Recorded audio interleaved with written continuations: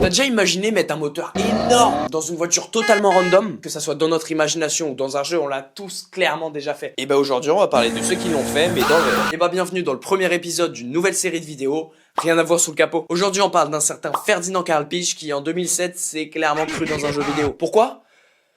Golf GTI W12.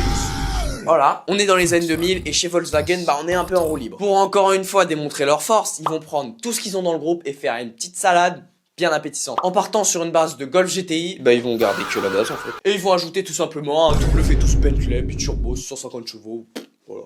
Ah, je crois qu'on commence bien cette série là. Il y a aussi une carrosserie large comme t'as jamais vu, un toit carbone, des entrées d'air de partout, des freins avant de RS4 et des freins arrière de Gallardo tout simplement. Elle a aussi un arrière de fou avec 4 échappements de malade. Enfin, en fait, je sais même pas si j'ai besoin de développer. Enfin, faut juste regarder. Et... l'intérieur aussi, hein, il est bien dans la DA. Il reste très sobre, tranquillement. Moi, j'aime beaucoup. Hein. Et niveau technique, bah c'est une propulsion avec la boîte 6 rapports de la Phaeton. Bah peut-être qu'on en parle de celle-ci aussi. Hein. Le 0 à 100 était annoncé en 3 secondes 7 avec une pointe à 325. Ce jeu peut tester. Hein. Parce que sinon, je pensais péter la voiture. Ça va péter. Ça reste donc plus rapide qu'une Golf R.